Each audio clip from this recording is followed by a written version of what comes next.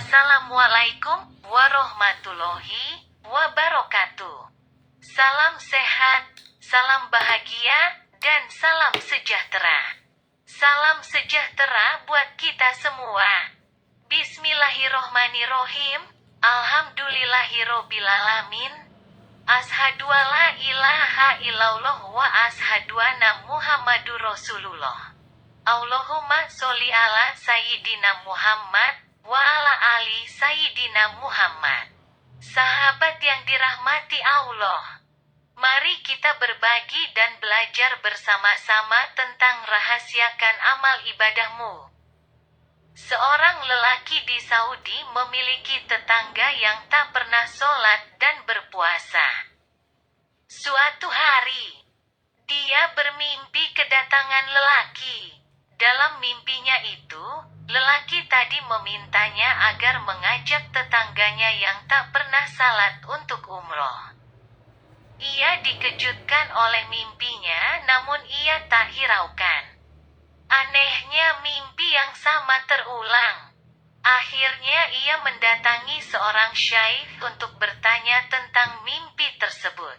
Syaikh itu berkata bahwa jika mimpi itu terulang lagi, ia mesti melaksanakan mimpinya itu. Dan benar saja, ia bermimpi lagi. Lantas ia mengunjungi tetangganya untuk menawarkannya umroh bersama. Lelaki itu pun berkata, "Ayo umroh bersama kami. Aku akan umroh sementara aku tak pernah sholat." "Tenang saja, aku akan mengajarkanmu sholat." Ia pun mengajarkannya, kemudian lelaki itu mengerjakan sholat. "Baik, aku sudah siap. Mari berangkat. Tapi, bagaimana aku umroh sementara aku tak tahu caranya?" "Nanti di mobilku ajari." Keduanya dengan senang hati berangkat untuk umroh dengan menggunakan mobil.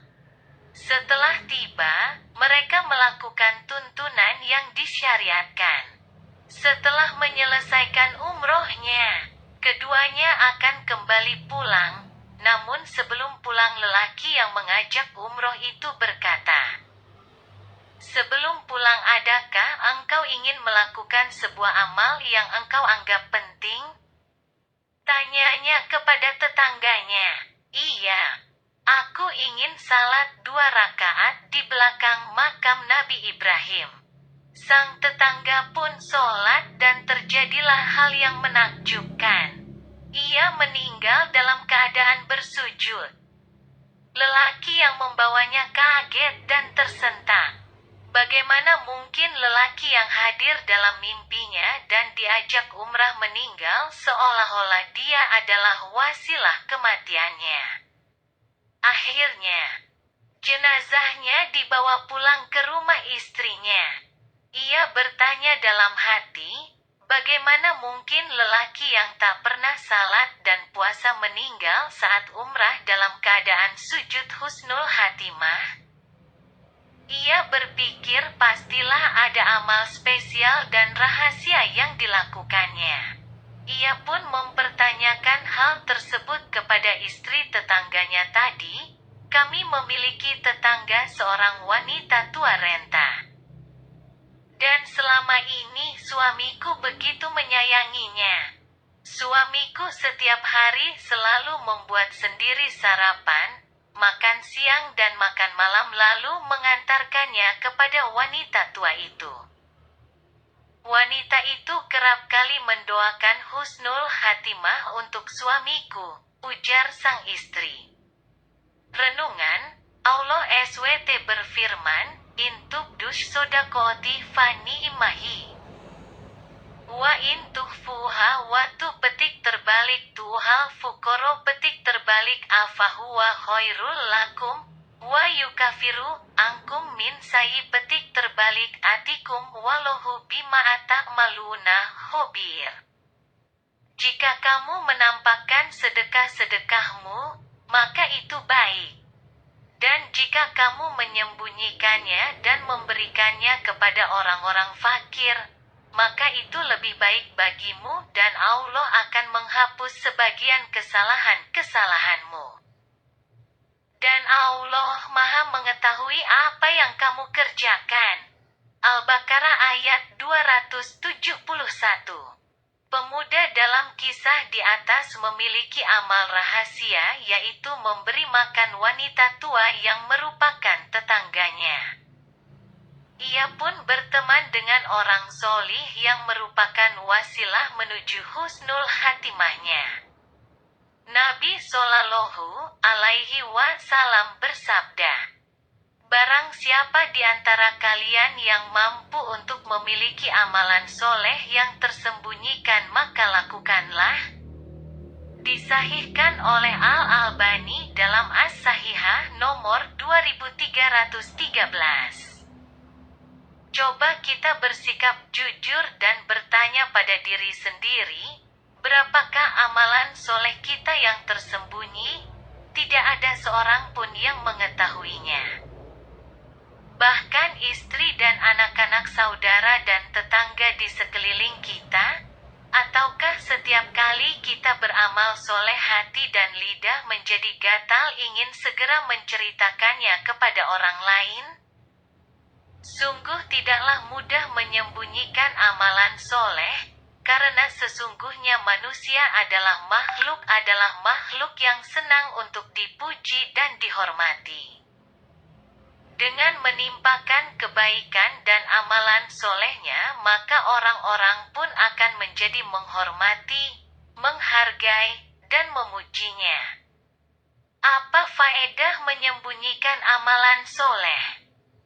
Menyembunyikan amal soleh lebih menjauhkan seseorang dari penyakit riya dan sum'ah. Amalan soleh yang tersembunyi pahalanya lebih besar daripada amalan soleh yang dinampakkan.